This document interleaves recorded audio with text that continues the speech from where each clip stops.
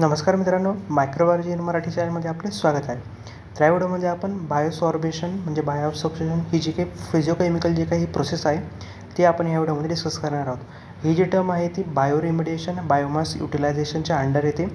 तर याच्यामध्ये मेनली जर आपण पाहतो जे काही कंटामिनंट असतात, जे स्पेशली हेवी मेटल्स वगैरे असतात, जे की ॲक्वेस सोल्युशनमध्ये आपल्याला प्रेझेंट असतात, जे की बायोलॉजिकल मटेरियलचा वापर करून त्याच्यासोबत कंटॅमिनंटचं बाइंडिंग हे केलं जातं. तर याच्यामध्ये जे काही मटेरियल्स वगैरे असतात, जे काही बायोलॉजिकल मटेरियल आहे ते डेड पण असू शकतात किंवा लिव्हिंग असू शकतात. पण हे त्याच्या काही मेटाबॉलिक ॲक्टिव्हिटीवर काही डिपेंड वगैरे नसतं. जे काही फक्त ते एक बायोलॉजिकल मटेरियल पाहिजे. त्याच्यामुळे जे काही बायोसॉर्प्शन किंवा जे काही त्याच्यापासून जे काही बायो ॲक्युम्युलेशन याच्यामध्ये डिस्टिंग्विश करण्यामध्ये याचा मदत हा होत असतो. त्याच्यानंतर बायोसॉर्बंट म्हणजे याच्यामध्ये बायोअब्सॉर्प्शनमध्ये जे काही बायोसॉर्बंट जे काही यूज केले जातात ते आता आपण पाहूयात. तर बायोसॉर्बंट हे असं सब्स्टन्स असतं जे की बायोलॉजिकल ओरिजिन असतं आणि त्याची ॲफिनिटी ही जी काही हाय आपल्याला पाहायला मिळते मेटल आयनसोबत. आणि बायोमास जर आपण त्याचं एक्झाम्पल जर आपण पाहिलं मायक्रोबियल बायोमास, तर त्याच्यामध्ये बॅक्टेरिया असतात. बॅक्टेरियामध्ये बॅसिलस सुडोमोनास असतात, फंगायमध्ये ॲस्परजिलस पेनिसिलियम, ईस्टमध्ये सॅक्रोमायसिस सेरेब्रेसिस अशा प्रकारचे जे काही बायोमास मायक्रोबियल बायोमास आपल्याला पाहायला मिळतात. तसंच अल्गीमध्ये जर आपण पाहिलं तर ब्राऊन, ग्रीन आणि रेड अल्गी असतात. प्लांट रेसिड्यूज जर विचार केला सॉडस्ट, फ्रूट पिल्स किंवा वेट ब्राउन. आणि तसंच ॲग्रिकल्चर वेस्टमध्ये रस हग्स किंवा कोकोनट शेल जे काय आहे ॲज अ बायोसॉर्बंट म्हणून यूज केले जातात. आणि हे जे काही बायोसॉर्बंट असतात ते इनएक्सपेन्सिव्ह आपल्याला पाहायला मिळतात आणि रिन्युएबल आहे. आणि तसंच हे जे काही आपण डिराईव्ह करू शकतो एखाद्या इंडस्ट्रियल किंवा ॲग्रिकल्चर वेस्टमधून, तर हे बायोसॉर्बंट आपल्याला पाहायला मिळतात. त्याच्यानंतर मेकॅनिझम काय आहे ते आता आपण पाहूयात. सर्वप्रथम फिजिकल ॲडसॉर्प्शन याच्यामध्ये आपल्याला पाहायला मिळतं. म्हणजे जे काही वंडरवॉल फोर्स आहे तो हे जे काही बाइंडिंग आहे ती कॉज करण्यामध्ये काम करत असतो. तर आणि ही जे काही वंडरवॉल फोर्स आहे तो वीक आपल्याला पाहायला मिळतो. आयन एक्सचेंज म्हणजे काय, जे काही लाईट जे मेटल आयन आहे ते रिप्लेसमेंट केले जातात on a biosorbent with a heavy metal. म्हणजे जे काही लाईट मेटल आयन्स आहेत म्हणजे Na+ किंवा Ca2+ हे रिप्लेस केले जातात बायोसॉर्बंटवरती जे की हेवी मेटलसोबत असतात. तर कॉम्प्लेक्सेशन आणि चिलेशन म्हणजे जे काही मेटल आयन्स आहेत, जे काही स्टेबल कॉम्प्लेक्स आहेत जे फंक्शनल ग्रुपसोबत म्हणजे मेटल आयनचं फॉर्म होतं स्टेबल कॉम्प्लेक्सेसमध्ये विथ द फंक्शनल ग्रुप. म्हणजे त्याच्यामध्ये कार्बोक्सिल असेल किंवा अमायनो असेल अशा फंक्शनल ग्रुपचं जे काही मेटल आयनसोबत स्टेबल कॉम्प्लेक्स आपल्याला पाहायला मिळतं. त्याच्यानंतर प्रेसिपिटेशन जे काही मेटल आयन्स असतात from insoluble precipitate on the biosorbent surface. आणि हे जे काही मेटल आयन्स असतात ते इनसोल्युबल प्रेसिपिटेट फॉर्म करतात बायोसॉर्बंट सरफेसवरती.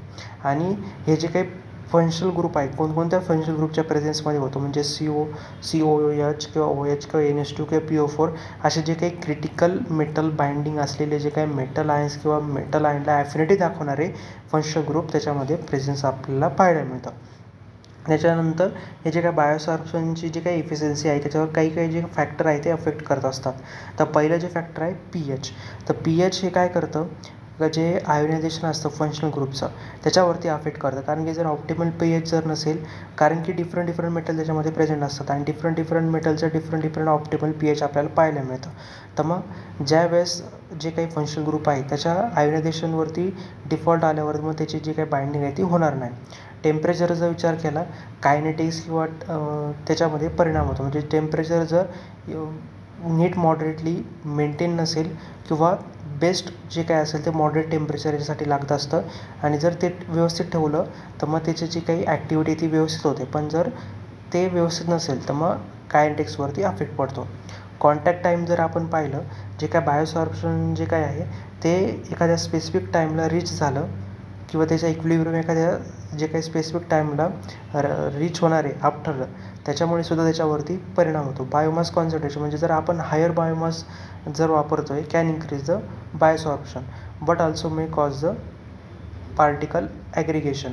जर जास्त प्रमाणामध्ये बायोमासचा वापर केला त्याच्यामुळे पार्टिकल ॲग्रिगेशनचा सुद्धा धोका तिथे जाणवला जातो. मेटल जे काही कॉन्सन्ट्रेशन आहे इनिशियल म्हणजे determine the driving force for mass transfer. जे काही मास ट्रान्सफर होते किंवा जे काही फोर्स ड्राईव्ह होतो आहे ते डिटर्मिनेशन करण्यामध्ये सुद्धा याच्यामध्ये परिणाम जास्त म्हणजे जर मेटलचं कॉन्सन्ट्रेशन जास्त असेल तर त्याच्यामुळे सुद्धा परिणाम हा होतो. याचे ॲप्लिकेशन काय म्हणजे जे काही हेवी मेटल असतात ते रिमूव्हल करण्यासाठी आपण याचा वापर करू शकतो. लीड, कॅडमियम, क्रोमियम, निकल, कोबार, झिंक हे जे काही हेवी मेटल आहे ते रिमूव्हल आपण करू शकतो. किंवा जे काही व्हॅल्युबल मेटल्स आहे त्याची रिकव्हरी करू शकतो. म्हणजे गोल्ड, सिल्वर, प्लॅटिनम ग्रुपमधले जे काही मेटल्स आहे त्याचा आपण रिकव्हरी करू शकतो. इंडस्ट्रियल वेस्ट वॉटरमधून जे काही ट्रीटमेंट केलं म्हणजे टेक्स्टाईलमधून किंवा प्लांटिंगमधून किंवा टेनिंग इंडस्ट्रीमधून जे काही वॉटर निघतं आहे तर त्याच्यामधले जे काही कंटामिनंट आहे ते बाहेर काढण्यासाठी मदतही होत असते. त्याच्यावरती ट्रीटमेंट करण्यासाठी मदत होते. न्यूक्लिअर वेस्ट ट्रीटमेंट म्हणजे काही युरेनियम किंवा थोरियम हे जे काही आहेत हे वेस्ट वॉटरमधून रिमूव्ह करण्यासाठी सुद्धा याचा वापर केला जातो. हे झालं त्याचे ॲप्लिकेशन. तर ही जी काही स्टेजेस आहे बायोसॉर्प्शनची जी काही प्रोसेस आहे याचे स्टेजेस काय आहे. पहिल्यांदा प्रिपरेशन ऑफ बायोसॉर्बन म्हणजे जे काही बायोमास असतील त्याला आधी वॉश केलं जातं, ड्राय केलं जातं आणि त्याला एक थोडीफार केमिकल ट्रीटमेंट दिली जाते. त्याच्यानंतर मेटल बाइंडिंग फेज येते. म्हणजे जे काही कंटॅमिनेट सोल्युशन असतील त्याच्या कॉन्टॅक्टमध्ये बायोसॉर्बंटला आणलं जातं. आणि इक्विलिब्रियम ॲटेनमेंट म्हणजे balance between the bond and free ion म्हणजे काही फ्री आयन आहे आणि जे काही मेटल बाइंड आहे त्याचं बॅलन्स मेंटेन करण्यासाठी त्याच्यामध्ये बॅलन्स हा व्यवस्थित ॲट्युनेटेड केला जातो. त्याच्यानंतर बायोसॉर्बेशन आणि रिजनरेशन म्हणजे काही मेटल असतील ते काही स्ट्रिप होतात आणि जे काही इल्युटेड एजंट आहे म्हणजे ॲसिड वगैरे असेल त्याच्यामधून हे जे काही मेटल आहे स्ट्रीप आपल्याला झालेले पाहायला मिळतं. याचा वापर होतो म्हणजे इल्युटिंग एजंटचा वापर करून जे काही रिजनरेशन किंवा डिअब्सॉर्प्शन त्याचं केलं जातं. आणि याच्यामध्ये जर रियूज आणि डिस्पोजल जर आपण पाहिलं जे काही बायोसॉर्बंट आहे ते रियूज आणि सेफ्टी डिस्पोज ऑफ म्हणजे जे काही बायोसॉर्बंट रियूजसुद्धा करू शकतो किंवा त्याला सेफली आपण डिस्पोज केलं पाहिजे. तर ही पूर्ण बायोसॉर्प्शनची जी काही प्रोसेस किंवा त्याचे स्टेटस आपल्याला पाहायला मिळतात.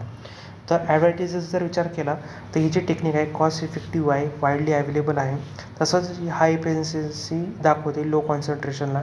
इको फ्रेंडली टेक्निक आहे, सस्टेनेबल आहे. तसंच वाईड रेंज ऑफ जे काही एन्व्हायरमेंटल कंडिशन आहे त्यालाही ॲप्लिकेबल आपल्याला पाहायला मिळते. डिसॲडव्हान्टेजचा विचार केला हे जे काही रियुजेबिलिटी आहे जे बायोसॉर्बंटची ते खूप लिमिटेड आहे. म्हणजे काहीच जे काही बायोसॉर्बंट आहे ते रियूज आपण करू शकतो. आणि ज्यावेळेस बायोमासचं सॅच्युरेशन होतं त्यामुळे रिस्क ऑफ म्हणजे बायोमासचं जे काही सॅच्युरेशन जास्त प्रमाणात जर झालं त्याच्यावरती जे काही बाइंडिंगवरती सुद्धा इफेक्ट हा जास्त प्रमाणात पडतो.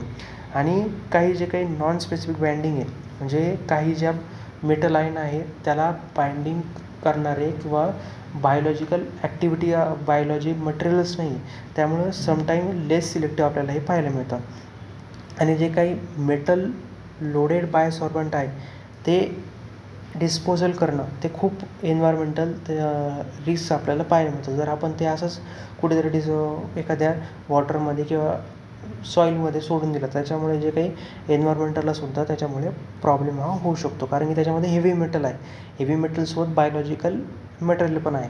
आणि जर ते आपण असंच त्याच्यावरती काही ट्रीटमेंट न करता जर तेच वॉटरमध्ये किंवा अशा काही दुसरे सोर्स आहे त्याच्यात सोडून दिलं तर त्याच्यामुळे एन्व्हायरमेंटल प्रॉब्लेमसुद्धा हे होऊ शकतात. तर ह्या व्हिडिओमध्ये आपण बायोसॉर्प्शन ही जी काही टेक्निक आहे ती आपण डिस्कस केली. जर तुम्हाला माझा व्हिडिओ आवडला असेल नक्की व्हिडिओ लाईक करा, चॅनल सबस्क्राईब करायला विसरू नका. चला भेटूया पुढच्या व्हिडिओमध्ये.